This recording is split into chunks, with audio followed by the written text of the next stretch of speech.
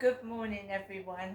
My name is Crystal, and welcome to my YouTube channel. Good morning. It's Saturday morning. The sun is out, the sun is shining, and it's a beautiful day. That's what it looks like it's going to be this Saturday. But as a lot of people do in the United Kingdom, suffer from mental health. My mental health problems started a long way before COVID, because some people's mental health started during COVID, when we were all locked up indoors and isolated, and people are finding it hard to socialise again, and some people are still frightened of like my mum is. She was going on about having a COVID jab yesterday, so some people are still worried about catching this COVID. My mental health conditions started when I was a teenager, when my dad was abusing me, and I was displaying, I kept crying, because when people suffered from depression, some people just cry all the time, and I was crying. I was worried about death. I was only 15 and I was worried about death. So one of my teachers, some of them listened, some of them weren't bothered, but one teacher said, I'm going to send you to London. There's a counsellor there that can speak to you. So I mean, the problems were stemming from being abused by my dad, but it was a big secret. My dad, when people abuse you, they threaten to kill you and your mum and your family. And that's what my dad had done to me. So not only was I suffering from mental health conditions, I was terrified of everything and everybody. So I had social anxiety. I wasn't shy. I mean, had I been able to grow as a child into a healthy, normal teenager and adult, I wouldn't have been shy. I wouldn't have been a shy child. But because my dad was abusing me and I was witnessing domestic violence with him and my mother, I was a very anxious child, and I was terrified to speak because my dad had threatened to kill me and my mother if I told anybody, and a lot of abusers do that to their victim, and it terrifies you. So I ended up going to London on the train by myself from Sydenham right up to central London when I was about 14, 15, and I actually told this counsellor I couldn't tell the truth. I said, I've got social anxiety issues, I'm shy, I'm having trouble at school, I'm worried about dying. And I had a couple of sessions with this counsellor, and I was going up there on my own. And then on the third session, I was about to tell the counsellor what my dad was doing. And unfortunately, my dad was waiting for me at the train station. He was on the third occasion, he was waiting for me at the train station. And he said to me, I want you to stop counselling. And he ordered me, he said, you go up there on this session and that's it. You tell them you don't want any more therapy. It says otherwise I'm going to be very cross and angry. And my father used to hit me and abuse my mother, so I had to stop the counselling. And I've been struggling with being abused by my father for years and years, and you don't forget it. I don't think you actually fully recover from it, but you can actually learn to live with it. My perpetrator is now dead. He's dead, but I still suffer anxiety, low self-esteem, and I still have flashbacks from the domestic violence my father committed on my mum. I still have flashbacks from what the physical violence and the sexual violence he inflicted on me. So when I go outside and I get bullying issues, right, bullying, it's bad enough what I've been through in my life without other people bullying and harassing me. I was round my mum's yesterday. I was trying to have some peace and relax. And I'm getting messages off Facebook from people in Tunisia. And this one guy had called himself whore. H-A-W. I'm not a whore. Why should I have to wear really thick clothing in hot weather because someone has got this opinion of me that I am theirs, and I'm going around I'm a white British woman. I'm white British. And white British women wear shorts and t-shirts, etc. in warm weather, right? So I've got this individual, right? So I can't explain it. I feel like, as I said to the police, that when I go on the field with Max, I am being followed around by unknown harassers and unknown people. There'll be a different one every day. Right? There'll be a different one every day. I mean, those two girls yesterday evening shouting things over at me while I'm walking on the field.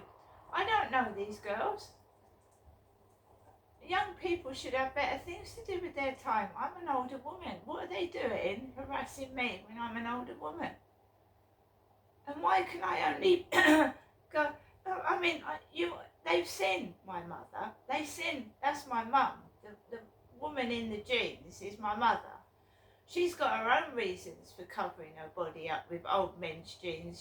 She's probably been sexually abused at some point. My dad used to beat her on a constant daily basis in front of me as I was a child. So she's got her reasons. My mother's had no help because we both went to doctors. We both went to people, and they went straight back and told my dad what we had said in private consultations. Right? And how can you get help when this is happening right now in 2024? I go to a female nurse. She doesn't listen to me. She's a massive black woman, lovely lipstick, lovely dress, but she's not helping me. She didn't do anything to help me. She let me walk out of there. I told her what was happening to me. And it's escalated. It's got worse. It feels like someone's listening to private consultations in a doctor's surgery. That is wrong. That is illegal. And then on the subject of the police, when you go to the police, they just shove you under the carpet. Oh, don't bother with her. And then this is how women and girls and men get murdered. Every single day, because police do nothing. They don't do their job properly. And it has. Great Britain has gone down the dumps since the Queen passed away. She kept a tight rein on this country. She worked hard for the title that she had. She cared, and there was none of this rubbish that is going on now. I'm not saying the monarchy is corrupt. I'm not saying they're lying. I'm just saying they're not doing a good a job as the Queen was doing. They aren't.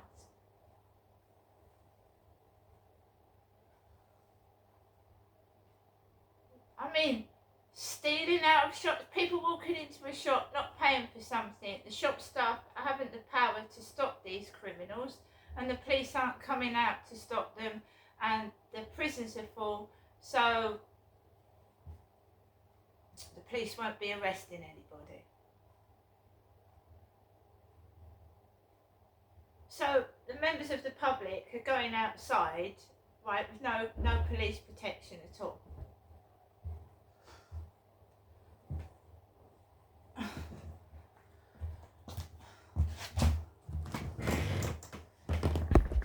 We are supposed to be bringing up our children in a safe environment, a safe place. And we've got children, teenagers, wandering the streets doing what they like.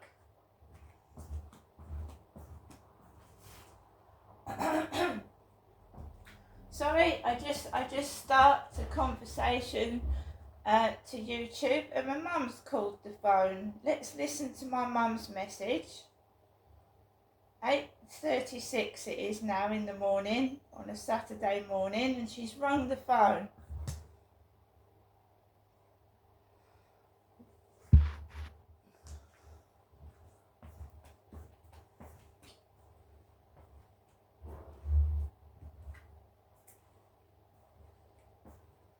Welcome to your EE voicemail. You have 4 new messages and 7 saved messages. First new message. Received Thursday, May 23rd at 7:18 p.m. Good evening, Jeanette. Message deleted. Next new message. Received yesterday at 12:02 p.m. Hello, Jeanette. So the taxi's on its way to pick you up. Okay, bye. Message deleted. Next new message. Received yesterday at 6:18 p.m. Good evening, Janessa. This is your mum, Jennifer, speaking. Thank you for coming up to see me today. I really did enjoy your coming up to see me. Okay, Janessa. Hope to see you sometime next week. All being well, deciding how things go with you, as you said. Okay, Janessa. Again, thank you for coming up to visit today. And a very enjoyable time as well. And I do mean that, Janessa. Okay, bye for now. Good night. God bless. To return the message deleted. Next new message. Received today at 8:34 a.m. Good morning, Janessa. This Saturday morning is a bright, sunny morning. It isn't too hot. The temperature actually is just right for walking the dog, Janessa. So good luck to you with Max. I hope you get on okay and nothing happens again. Okay, Janessa, thank you for coming up to see me yesterday. It was good to see you. I hope to see you again sometime next week. Okay, Janessa, have a good Saturday and be careful how you spend your money, okay? I mean, I'm a fine one to talk. I give it away, don't I? I don't get anything else for it, but that's the way I've always been. Is that right, Nessie? Me, Jennifer, yes. Let's say I don't give everything away, though, do I? The truth I do tell, yes. I've always sworn to tell the truth, and I'm even now swearing the truth. I've sworn the truth, me, Jennifer has. Okay, Janessa, bye for now. Isn't silly philandering. It's just feeling happy this nice, sunny, not too hot day, just right for walking the dog, although I don't have any pets. Okay, Janessa, bye for now. Thank you for coming up to see me yesterday. Have a good bank holiday. Don't forget it's bank holiday Monday, this coming Monday. Another one. Take care. Bye for now. I'll phone you again later on. I'm in all day, by the way. Bye. Right, so that brings alarm bells and warning bells. That last voicemail message. Good luck with walking the dog.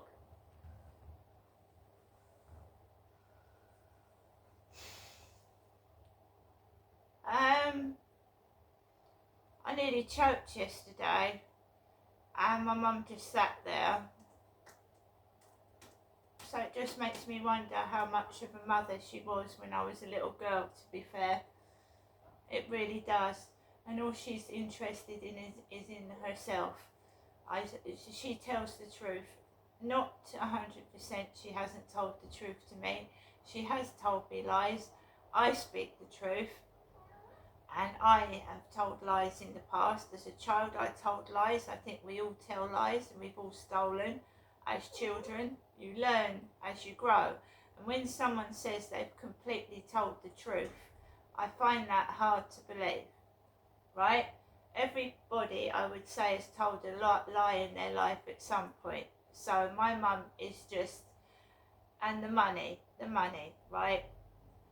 I went up to see my mum, not for money, but I was tired of being stuck indoors, speaking to nobody, tied up, and suffering this incessant harassment and bullying. And you see the dog element of it in my mum's voicemails, walking the dog twice. You can see my mum and I look totally different people. This is a jealous, narcissistic individual, jealous of her own daughter. And jealous of Amanda as well, and my sister's dead, and my baby brother's dead. And now I'm being hounded and victimised myself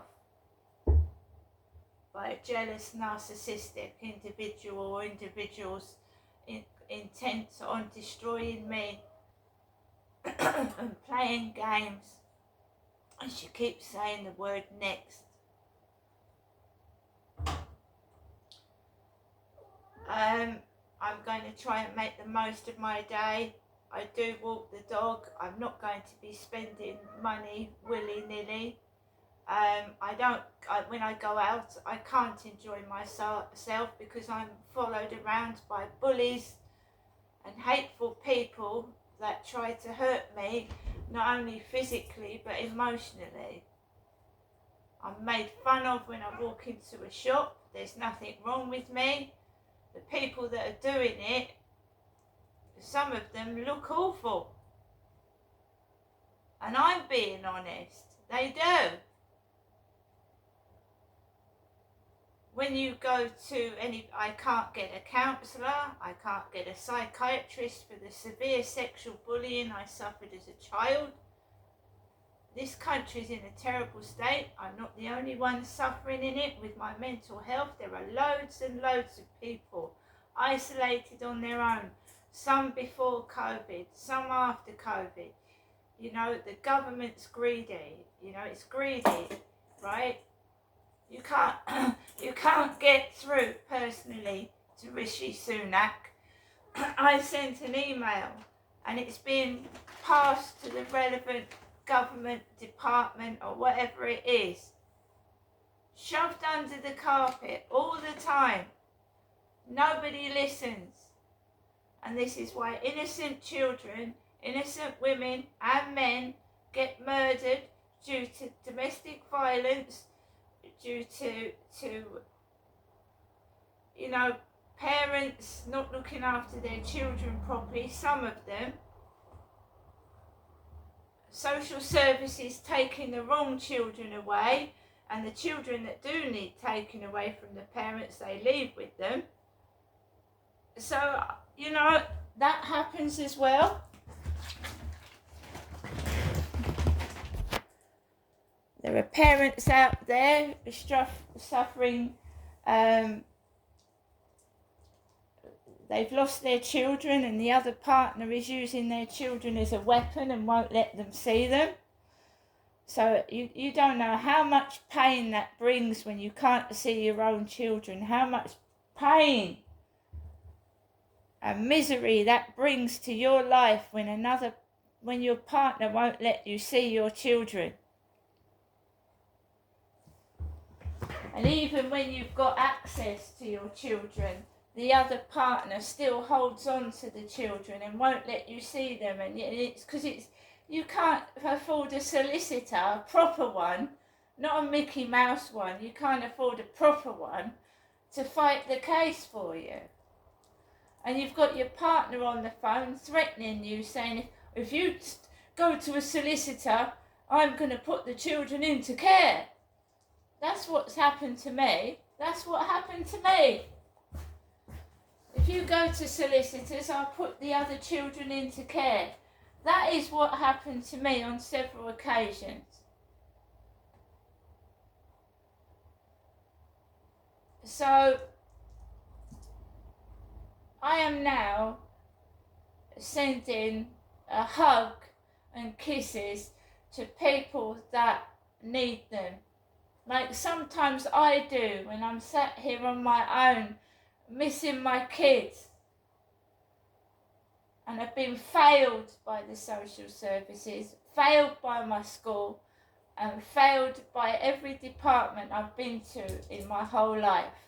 I'm sending hugs to all the people that have mental health problems, that have just been overlooked and left, the lonely, the elderly, the people struggling every day with no help and support like myself. Take care.